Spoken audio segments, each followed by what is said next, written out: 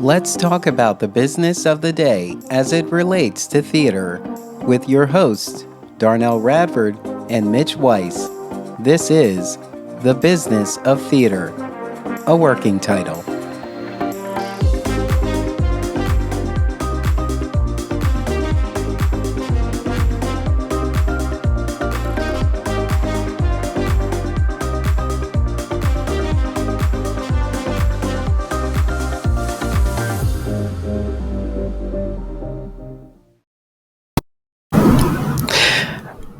Mitch, I know we're trying to replace this working title. Like, I can't even say it with a straight face anymore. It is Yeah, a hilarious gimmick that I'm going to keep going and until I run out of ideas. I know we're looking to change the working title, but we are not naming the podcast The Business of Theater. But he does know the territory. ha We're ha not ha going to ha do ha. that. Yeah, But yes. I wanted to point out that Max Clayton killed it as Music Man, as Harold Hill, stepping in for Hugh Jackman, who was away on a second quarantine. And I should and we should with all standbys and understudies, but Beanie, who was out of Funny Girl, her understudy. Everyone I know who saw her said she blew the roof off the house. Yeah, Right. these understudies came to play. Yeah, and what they often brought happens is their they A plus games. Yeah, but they often start with an A-plus game. The problem is they don't have a name that sells tickets yet. And that's very often why they are the understudy or standby instead of being the leading actor. It's not they're not as talented. Yeah. So many famous stars have had that quick, last second chance. I mean, the movie All About Eve, right? It's regardless of Eve's manipulation and hiding the truth of what she's after and her ambition. Eve is also a talented actress, obviously, because she doesn't become a star just because she's an ambitious bitch. It's also because she has the talent to back it up. So we find that a lot on Broadway. So many of the swings, the reason they never get to play any of the roles in the show is because they're one of the few people who can play 5 roles in the show and do them so well that the producers are afraid to let them go and give them a role. That happened in Chorus Line all the time. Our swings were told, yeah, we'd like to promise you this role or that role, but we can't find anyone who can do all 5, so you've got to stay where you are. Interesting. It's almost like saying, this play's no good, but this name is a draw. So please give it a shot. Well, that happens a lot. Isn't that interesting? It's like you can't sell the show without a name attached. And so that means that the show is not a sell. No, well, it's not a sell. When you have picking any number of shows to choose from, yes, this happens all the time in New York.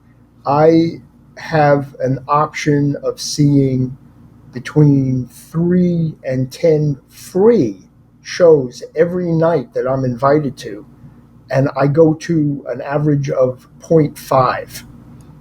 I cannot spend that much time going to the theater. And when the choices are there, do I want to see Paradise Square or Company or Music Man? If I have one night that I have free to go see something. And then if you tell me I have to pay $300, do I really have a choice? And it's hard, for the marketing team to figure out how they're going to convince me to go to their show rather than someone else's. It's so thinking of marketing. Let me just pose a hypothetical or a question. Do you think Broadway could sustain a passport? No. That was a quick answer. Yeah. So maybe not at the Broadway level, but Off-Broadway has a passport. I mean, it's a short-term one. They do it once or sometimes twice a year for a 2-week period. Hmm. It's called something else. I forget at the moment, but it's a passport. Well, it does require the locals to show up, Oh yeah.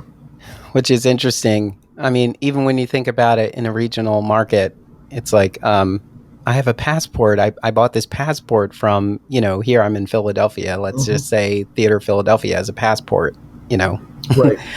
Lenny H. Miller White, paying attention.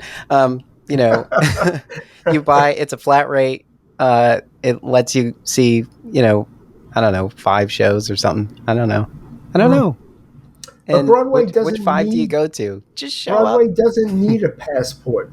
If people are willing to spend $1,000 a ticket to see Hugh Jackman in Music Man, then why would Music Man ever be part of a passport?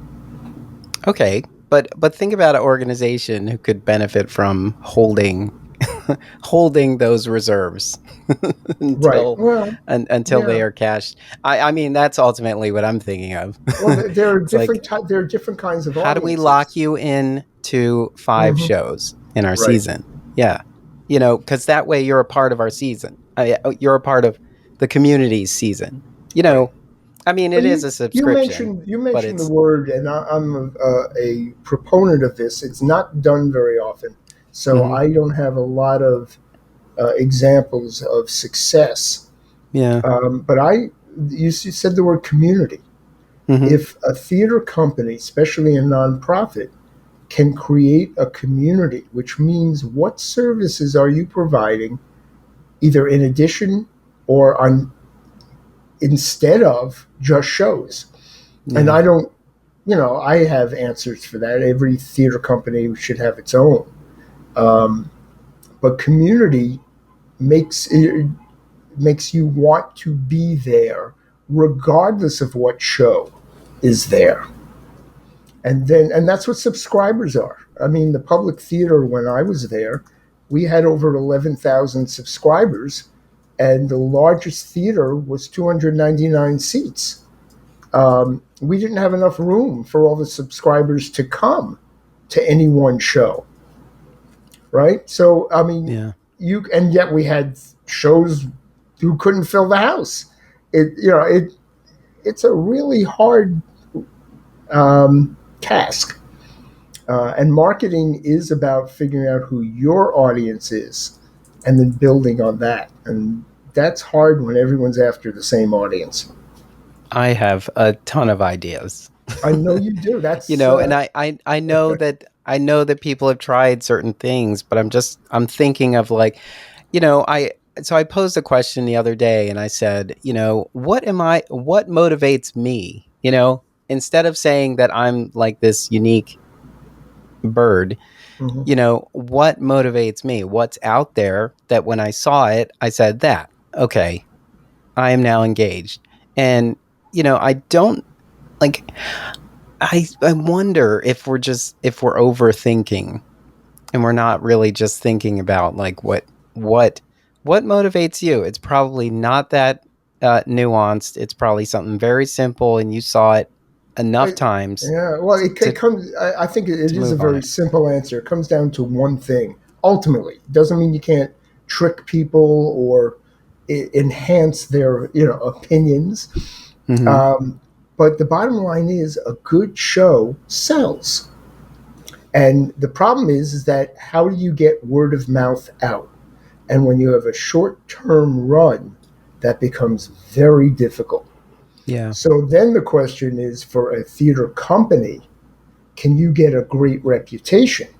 That also is something that builds with time. So it's not the short term is, which is a lot of the times why Broadway will work. They'll bring a piece of junk for like Cats from England, but the word of mouth from England is that this is something you have to see, and so everyone buys a ticket, and the show hasn't even arrived yet, Yeah. right? So the advanced word of mouth, but then that means somebody else needed to do it first. So you have those reviews and that word of mouth. If you're doing it from scratch, which is what you want people to do, there's a preview period. We used to, even on Broadway, it used to be half price to see a preview. If you're willing to come before the show opens, we will drop the prices drastically. Now they found out it doesn't make any difference. You put Hugh Jackman in it, they'll come from day one and pay double the price. Yeah. It's an unfortunate or an easy answer, one or the other. It depends. If you're the producer who's making all the money, you're very happy to have that situation. But that's the bottom line. It still comes down to a bad show will eventually be known as a bad show. Fat Ham, by the way, I mean, it just has word of mouth going everywhere. Everyone is just raving about this 95-minute piece based on Hamlet. So that's great, but that didn't happen from day one. Right? So you have to build. You have to have, which is why, by the way, and this is interesting. Now I'm forgetting which show it is. One of these shows put a large clump of their capitalization money to get to opening night, put it aside knowing they're going to need many weeks of subsidizing their audience. It's called Contingency, and every Broadway show has one. The idea is that the first few weeks, you're never going to sell out. You may be losing money, and you've got to get to the point where the reviews tell everyone this is phenomenal. So you've got to build that into your budget. Off-Broadway or nonprofit, they don't do that. It's like they really expect, from day one, people will just come. No, they won't.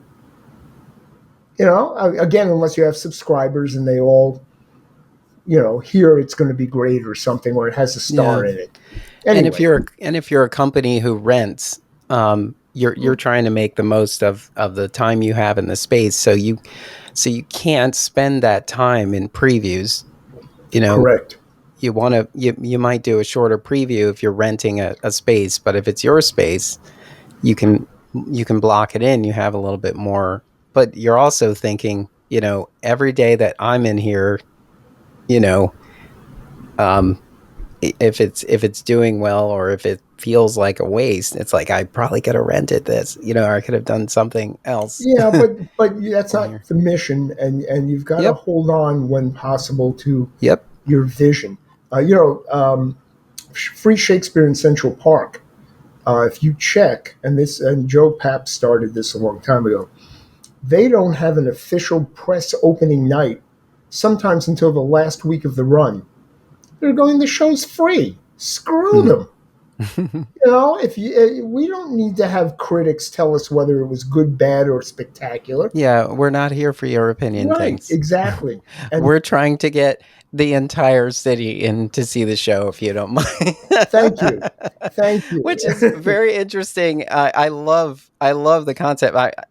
So I did see Joe Papp in 5 acts, and the documentary. The documentary American Masters on PBS. And thinking about that whole thing, it was like they're camping out just to go. It's like it's kind of it's sort of like the only other thing you can compare it to is the softball that is the pay what you decide. It's like so we still need to lock you in, but right. So you have to make a reservation, but afterwards we'll give you an envelope and you can tell us what it's worth. But after that, if the mindset is, if you said that was a good piece of theater from start to finish, they did the thing. Okay. Well, let's go back to the Joe Papp documentary just for a minute. Yes. There are 3 biographies on Joe Papp, and the people who knew him best, not me, people who worked side by side with him in those early years, all of them will say parts of every one of those 3 books is really good, and parts of them are complete waste. They're wrong. They lied. They're telling the wrong story because they were in the room. And none of the books get it completely right. What was disappointing about the documentary is so much relevant, exciting, positive and negative information was just cut out of it because they only had an hour and a half. In 5 acts, I thought it was going to be five I thought it 1 hour was 5 documentaries. parts. That would have been Yeah. great. And there's Yeah. enough information. I mean, I just think of the 8.5, 9 years I was with him. I could fill up 5 hours just of me talking about what I learned by being there. Yeah.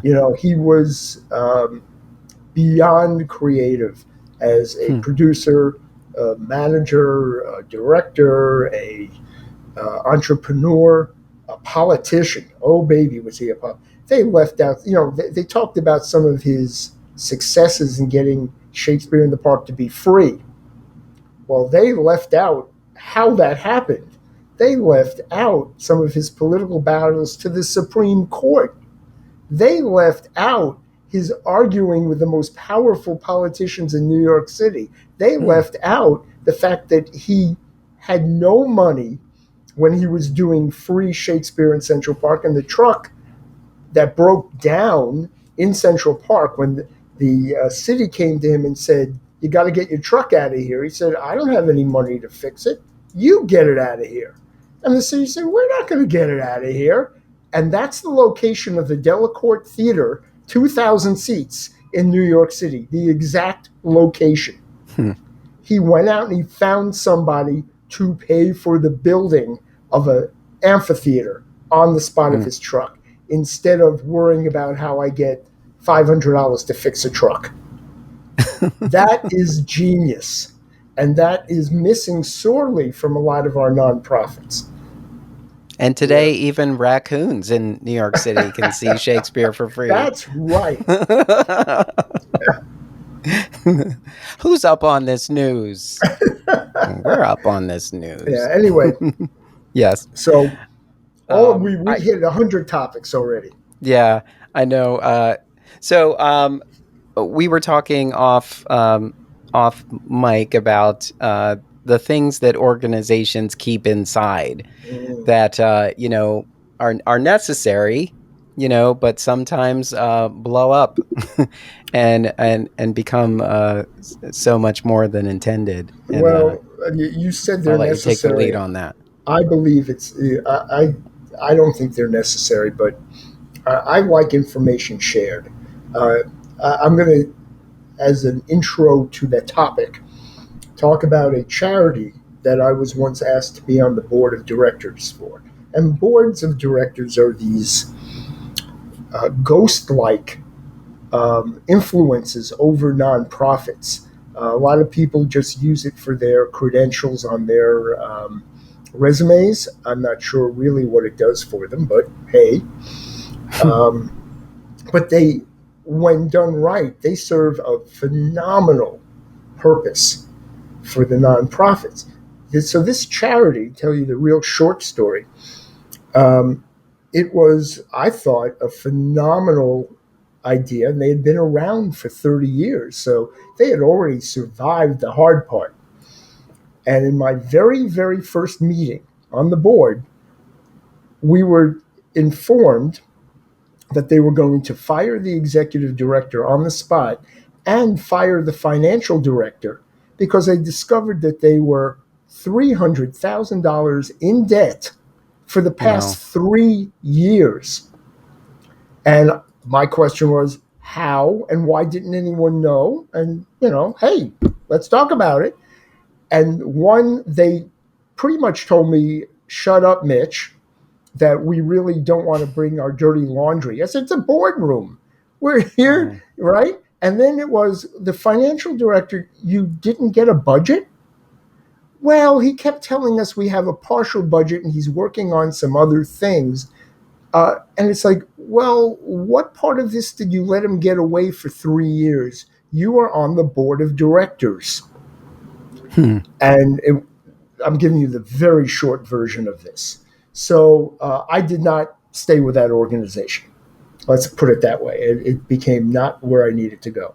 On another end, a nonprofit theater I worked with, the board itself was very concerned that they knew they were doing very well ticket sales-wise, and they didn't understand why at the end of the year there were always losses. Because when they looked at the budget that they were given every year and they analyzed it and they cared a great deal. It looked like they were making money. I know where this is going. And it ended up the artistic director and the bookkeeper, accountant, had talked over how to present a budget to the board in a way that would make it easier for them to understand, rather than saying, hey, these are bright people and they want to be responsible, and we're going to ask them for money anyway. So they were, in a sense, without, there was no intent to misinform, but they were causing their own problem.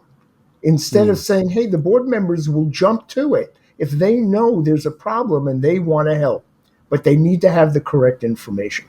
This happens, I'm going to and guess, 50% of the time in nonprofits.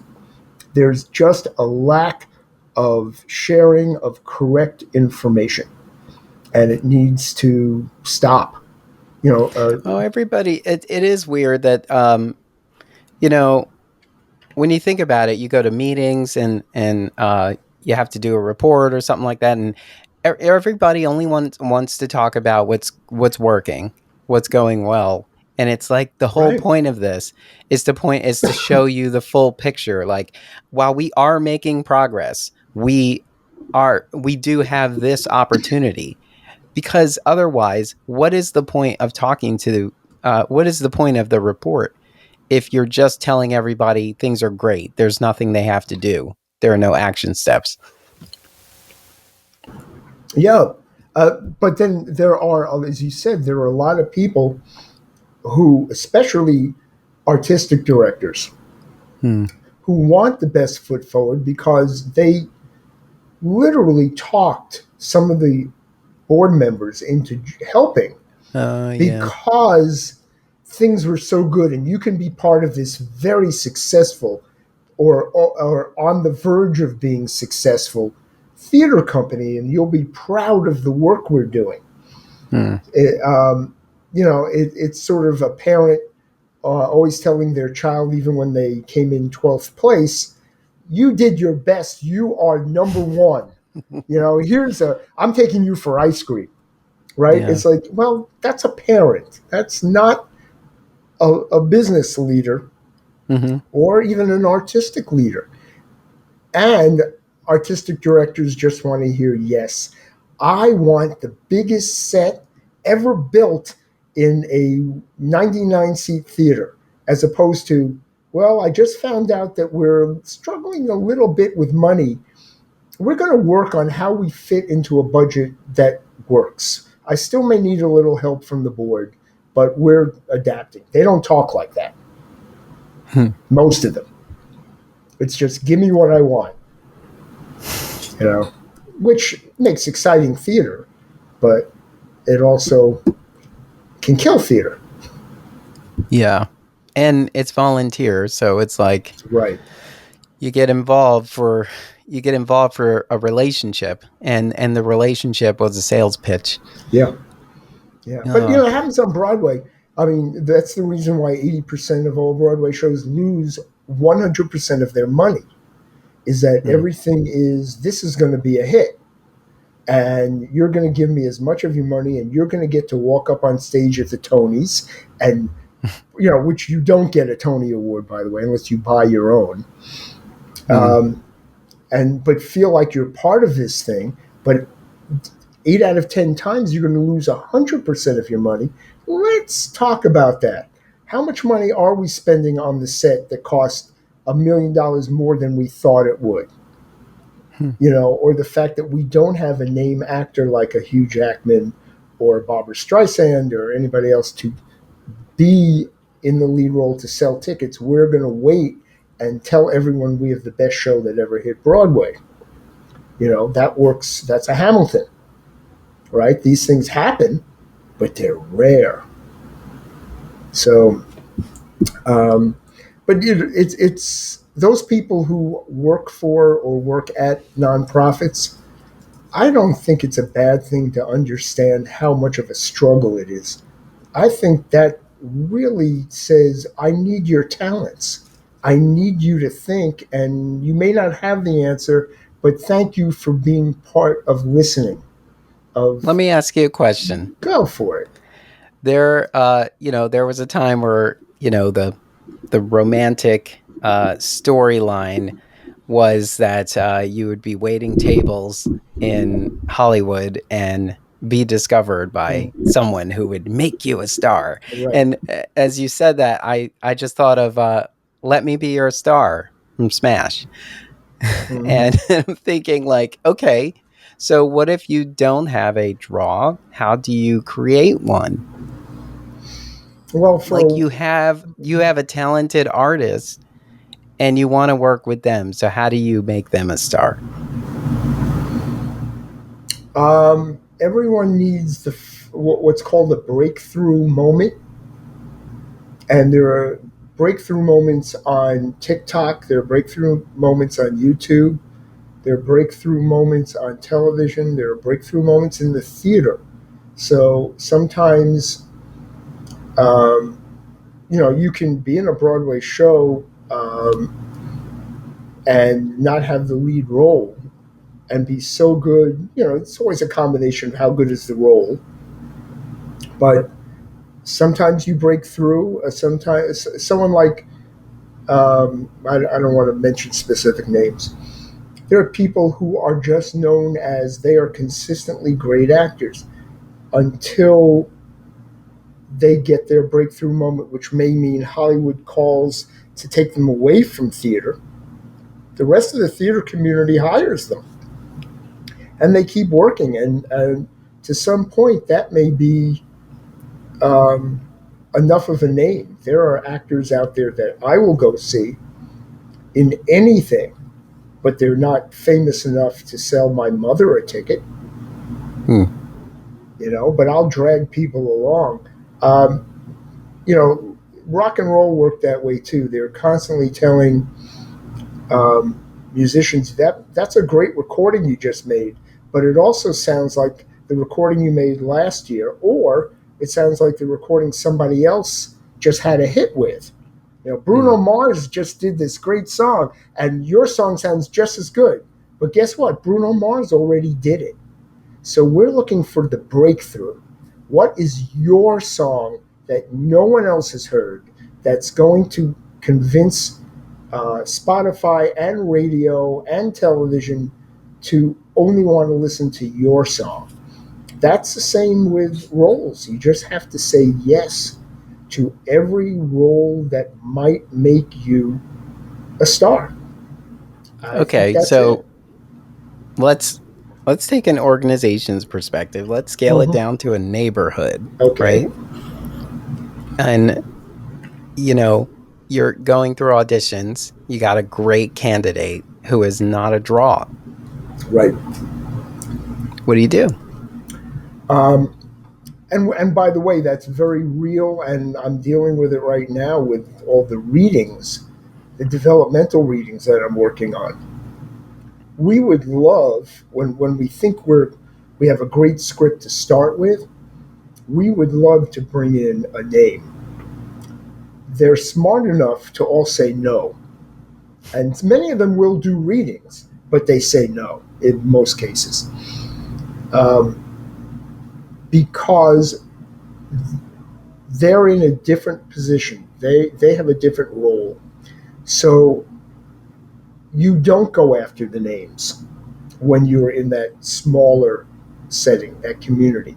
What you do is you take the talent and you get known for the talent.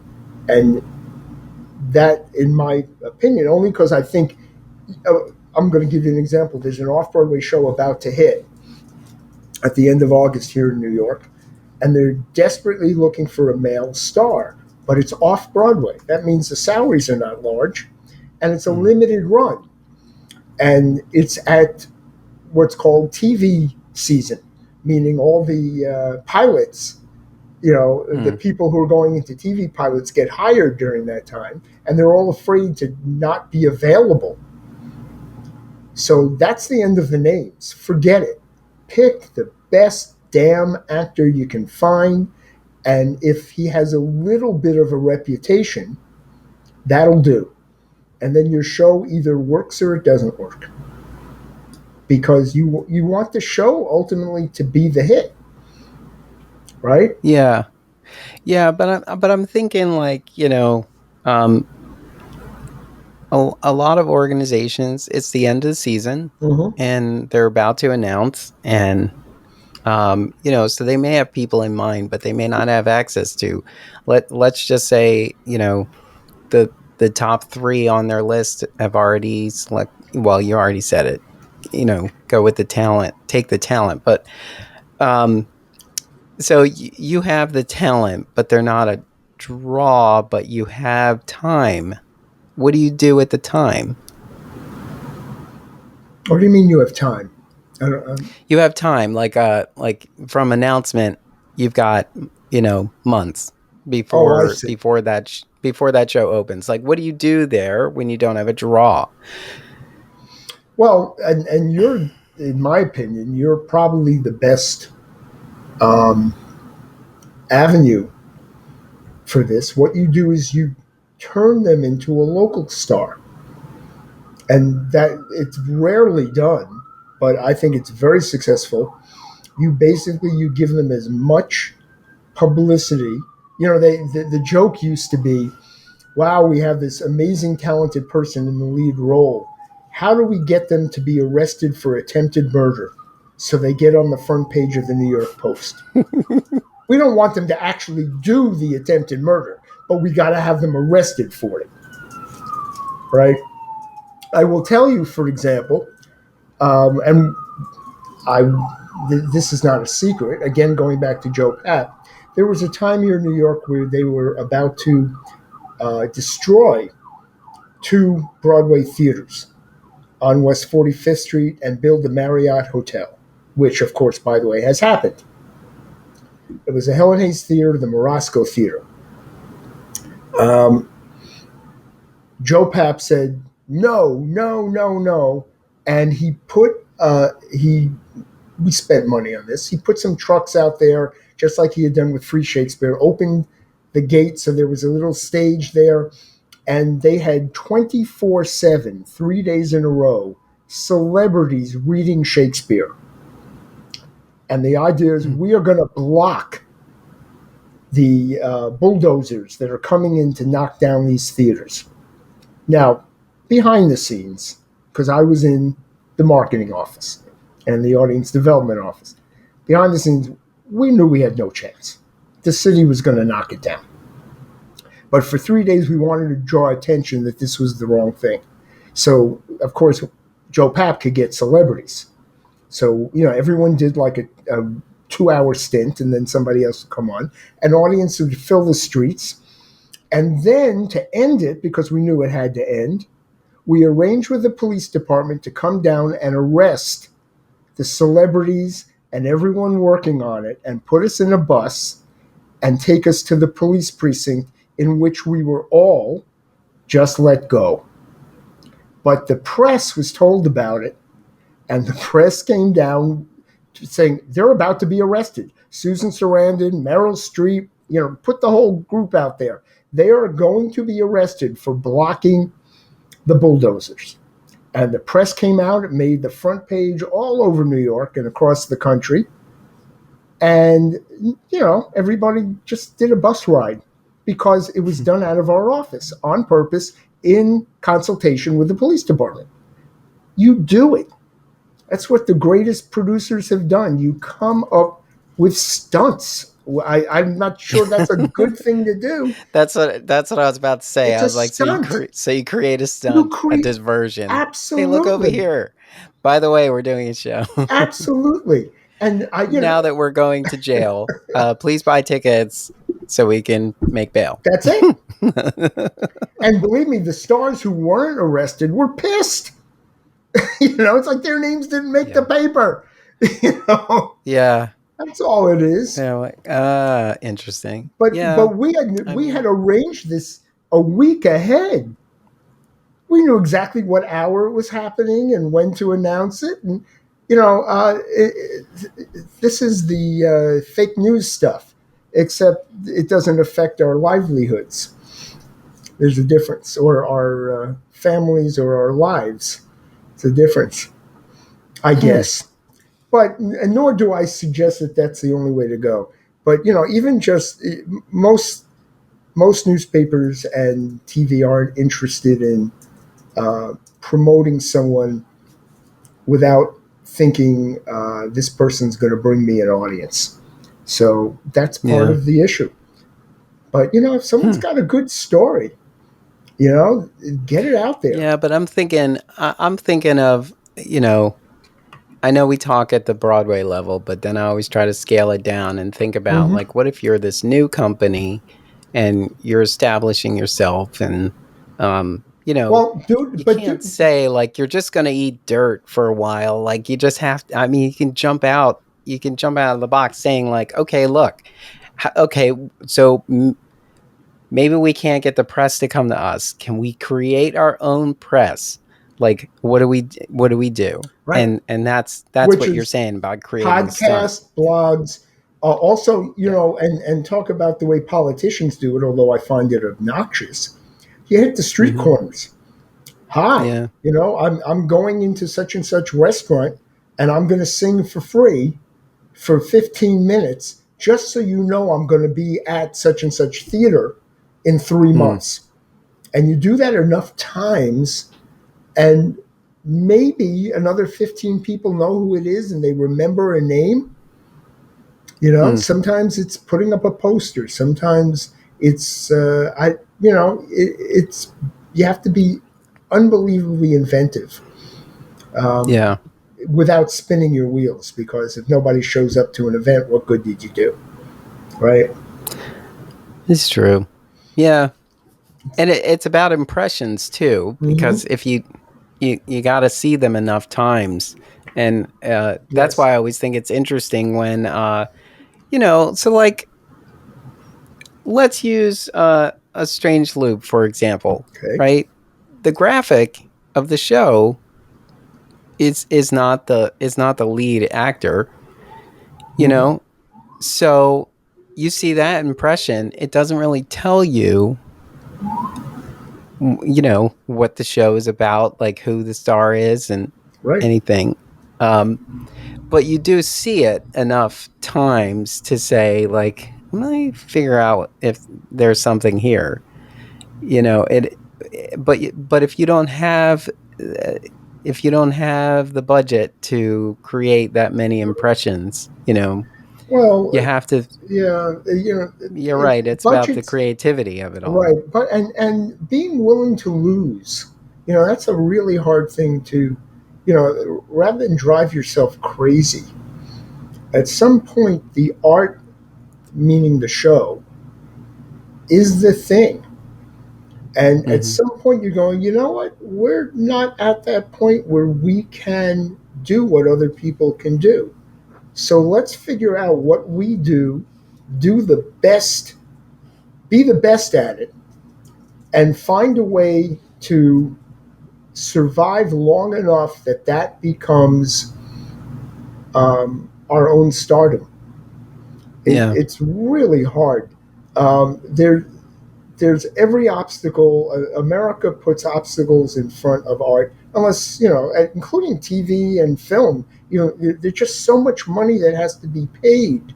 How many people have gone in for a meeting and not been greenlit when they have another Pulitzer Prize winner?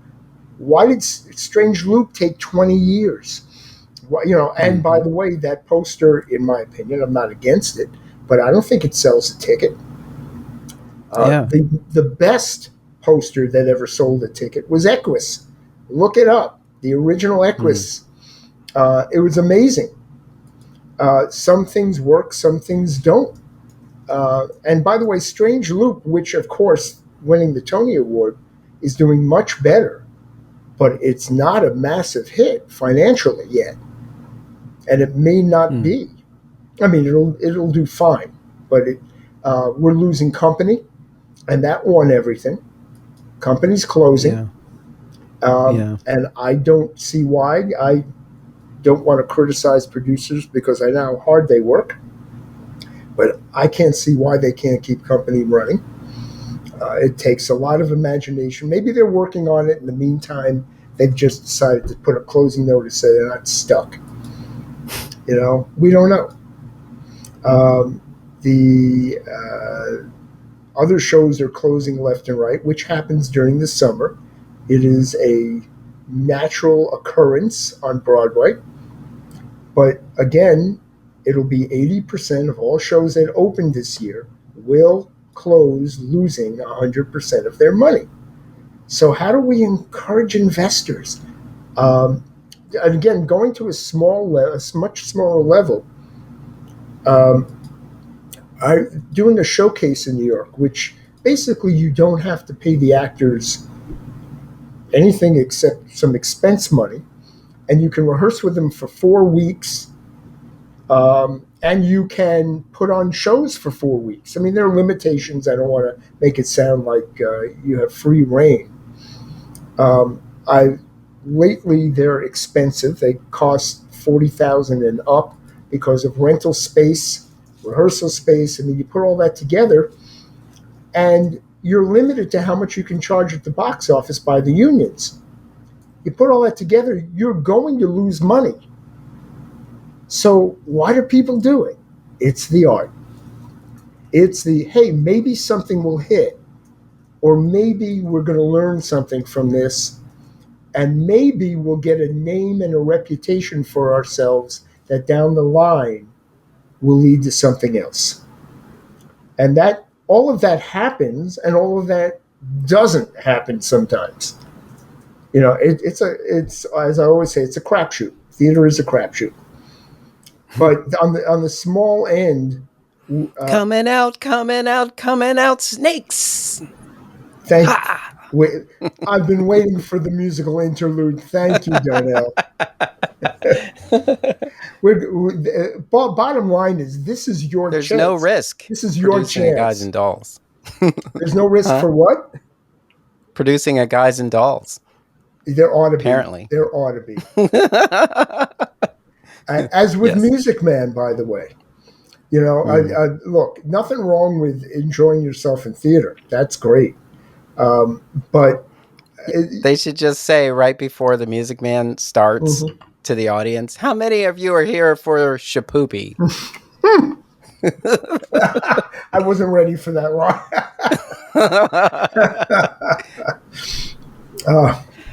Again, Mitch just made a whole mess. That's right, a whole mess. I just spit what up. A mess.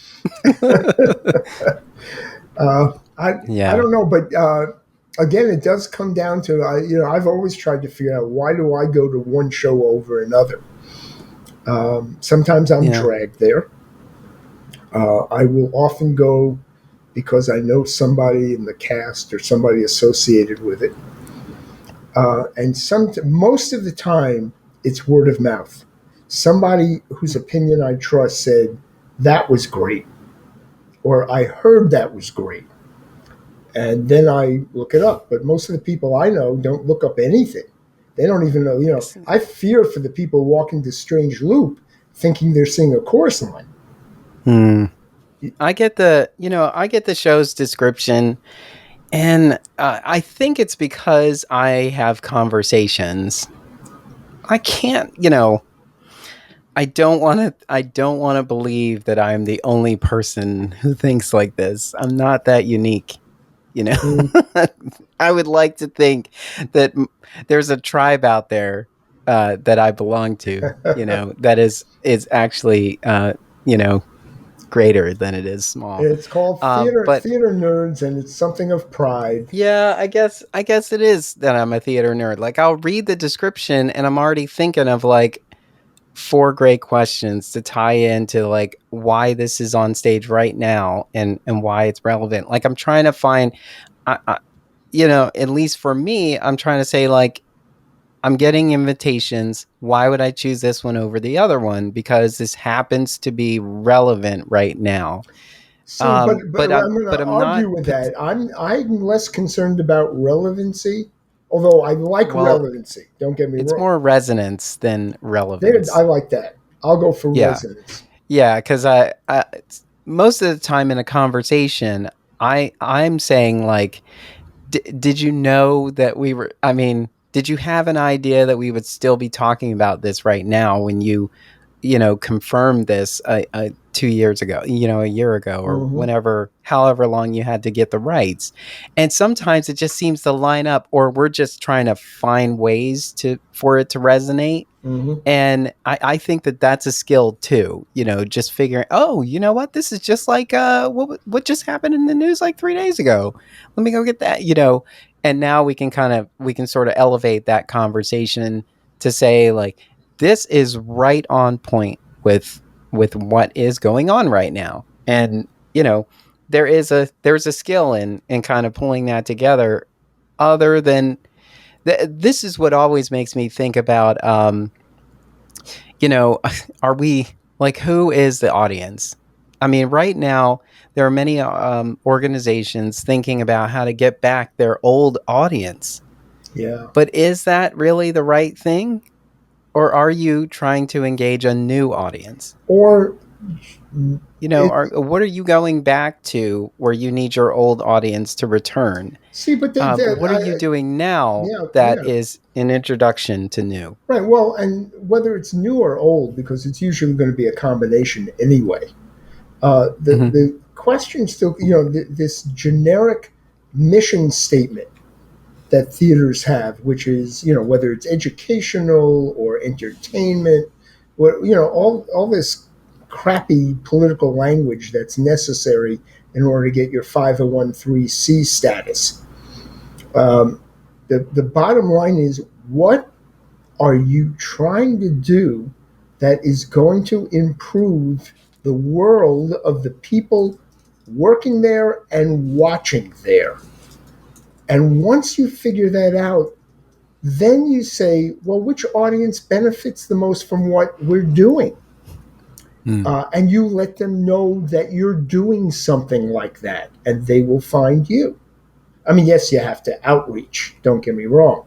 But if you literally are someone who only wants to see Funny Girl and Music Man, I cannot talk you into coming to a company that only does Strange Loop. Hmm. It won't happen, right? Well, they said a musical Yeah, but first, about theater. It was kind of insider. first you have to decide if you're just doing musicals. See, that tells you Yes. one kind of audience. Are you only doing, as you said, relevant plays to topics that are current? If that's the thing, Yeah. are you pushing for BIPOC type, casted or written Are your shows? shows more on the depressing side with Thank a you. glimmer of hope, or are your shows, you know, um, displaying the world that we should live in? Are they hopeful? And how Uh, good are you your know. writers? And it comes, and Mhm. are you doing revivals? Because doing a classic that does still resonate and doing it in a new way, which some theater companies do, is just as relevant as doing a brand new play that's hitting, talking about the politics of our time, Hmm. right? They both work. The question is, why are you doing it?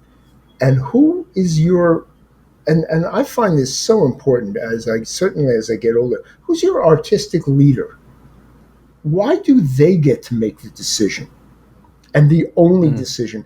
And how long do they get to make it? Why is it relevant that they own this nonprofit? Why is it not hey, you get a 2-year chance to show us what you can do, then the board can vote you in for another 2 years, and after that, go away. It's time for us to find Hmm. someone new. Instead, most of the places I know, Manhattan Theater Club, Second Stage, New York Theater Workshop, Public Theater, these artistic directors, and they're wonderful, don't get me wrong, but they've been there a lifetime. They own the Yeah. place. And Hmm. I think that hurts our theater. And I wonder if the board is saying, well, we're successful That's here, right. and so, why would we shake things up if it ain't broke? Right. And And it's they like, get yeah, to but tell their it, friends they're part of a very successful company. yeah. Right. But Hmm. again, what's the mission? Is the mission to be is the mission to not for the board, but for the company, in order not to have to pay taxes? Are you there to fulfill the dreams of the artistic director? I don't know. I'm not saying it isn't. Like I said, I'm happy with a lot of the work that some of these companies do, but I've always questioned whether it should be one person over all that time.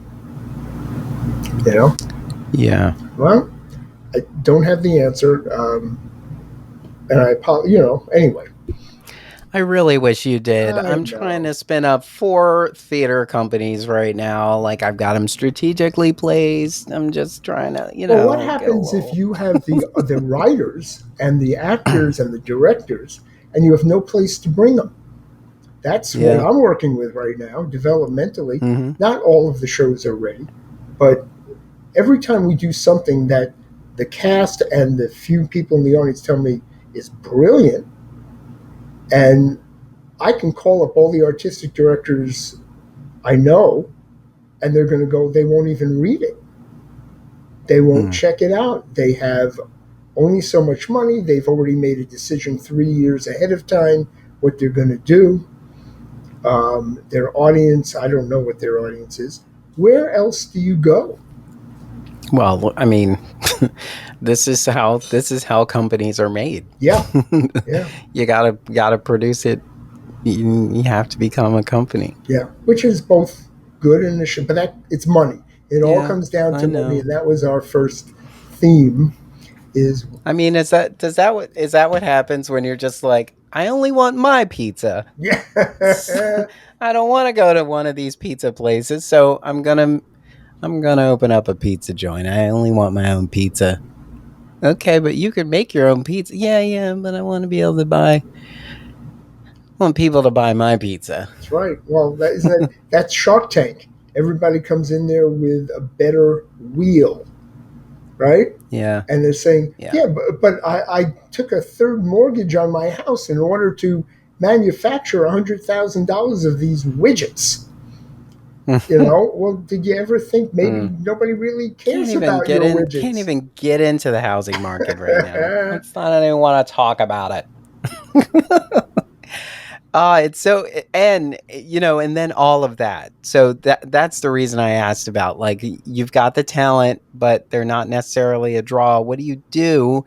And you're still in this era of uncertainty. Speaking of uncertainty, let's in the little bit of time we have left, let's think about so organizations that are below the Broadway Mm-hmm. level, are wrapping up fiscal years and thinking about next year. I mean, they've already been thinking about Right. next season, um, but next season won't have the support that it had this year with um, Right. COVID resources and PPP and things of that sort, and like, what are they? What are they supposed What to are they do? to? Yeah, what are they supposed to do? Well, I'd love to just throw it back at you and get a fresh idea. I've watched that happen. It's not just because of the pandemic. Mm-hmm. As I said, even that charity that was 300,000 in debt for 3 years, somehow these board members are going to have to cough it up, meaning find other people and other ways to do it, foundation Yeah, grants. It's ridiculously hard work. I'm a proponent of the nonprofit theater is not supposed to be in the business of only raising money. So, yeah, how do you balance how much money you need and therefore going after raising it with mm-hmm. lowering your, not your expectations, keep raising your expectations and lowering the budget? And Yeah, that is real skill, and it can be done. I have witnessed it. It's usually not done by a board that only wants good news.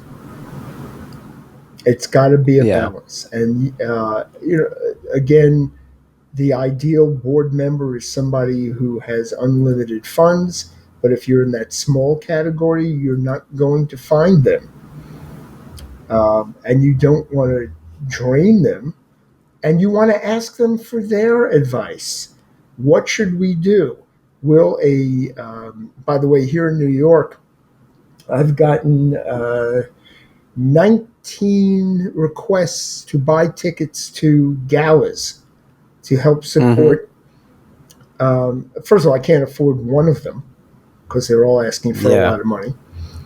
But even the ones that I might be able to afford, those are the ones that I'm not interested in. Well, I'm not interested actually in paying for any of them. And they're all having them at the same time. That's right. It's like it's the end of the fiscal year. I know, and but Christmas like, time is even worse. Maybe throw it in the spring and say and do. Spring's a terrible. There isn't a good time. I know. Isn't. I know, but I'm saying like some other part of the year where you can say like, buy this ticket and it includes the rest of our season. And then they make celebrities work for free. And come and you're going to find so and so, or we're giving an award to so and so at our gala, and you should be there to help. And all of that's good. You need money. I want an award. Everybody wants an award. But the problem is, it works. Don't get me wrong. You probably need to do that anyway. But thinking outside the box, is there a way to not do that? And I think I want to subtly put in e-blast, a goal ticker. It's just like still trying to reach our $25,000 quarterly goal. Whatever the thing is, and just have it there. I'm just gonna put this here. Well, the worst that happens is you fail, and you have to be willing. It's theater. The goal is what's on the stage, and I know it all costs money. So I don't have the answer. It does cost money. It's real, and you need to have. I'm sorry. Our bathroom is off limits. Yeah, there you go. Our bathroom is closed because it's the work that matters, and we could only afford to keep the lights on the stage. We couldn't keep the bathroom. That's actually a very funny ask. Please help us keep our bathrooms open. Help us stay in TP. Yes. Yeah, go for it. And the question is, do you have a board and an audience that has a sense of humor? I don't know. But what makes you different from everyone else? And that's hard to do if you haven't already done it. There's a lot of questions, but and will the $100 that I give you, be enough to make any significant difference? Not that you shouldn't ask me for the $100. You're right. Yeah. But you still need that. This is America. It's about finding rich people with disposable income and asking them to be your savior and kissing their butt. That's it. We're looking for rich men named Mitch. You're going to have to look elsewhere. I'm going to talk to you about your checkbook when we wrap this up. But before we go, because we're always talking about money and how to get more money and how to successfully run organizations. The business of theater. Yes, it is. And just a little bit of business, as we wrap this up, Broadway Bears is this weekend. That'll be interesting. We'll talk a little bit more about that. It's fun. It's sort of history. And you can find clips online, which are pretty saucy. Yeah, saucy. It's Pride Month, and they raise one. I think it lines up well. Well, the only issue again always is still COVID. You put a bunch of people in a room live, that's one of the things. Because I remember the times I went to see it, we were packed shoulder to shoulder, standing room, no sitting. And everybody was just, crushed in, not in a bad way. I don't need to say that it was, that we were really crushed. It's not a mosh pit, but it was everyone kind of moving toward the front of the stage if you could. And it was a hoot because some of the most talented creative choreography and dancers and celebrities come out for it. And it raises money for an amazing organization. The Actors Fund, it's Equity Fights AIDS. And they raise a significant amount of money, and you're seeing naked bodies. What more could anyone ask for? Who are singing and dancing, right? And so if you are fortunate enough to have a ticket for Broadway Bears, you will still be wearing a mask. But shortly after that, Broadway mask mandates drop on July 1st, which is interesting. Not interesting. It's because disgusting.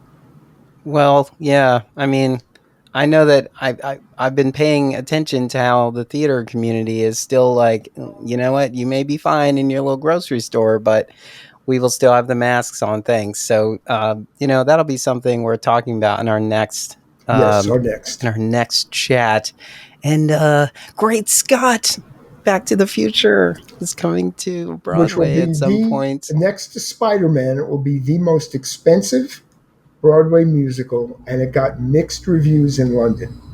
It'll be electrifying. I'm telling you. So when it gets here, I have a shirt that says I only drive 88 miles an hour just in case. And I am definitely going to be that guy rocking it in the theater. I think that's a good place to end it. You got it. I'm with you 100%. We only drive 88 miles an hour just in case. This is The Business of Theater, a working title. I'm Darnell Radford. Mitch Weiss here. And we'll see you at the theater. Yay! Thank you for listening. Tune in next time for another episode of The Business of Theater, a working title, with Darnell Radford and Mitch Weiss.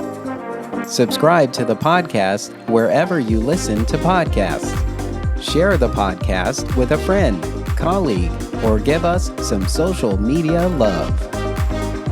This podcast is an Emory production.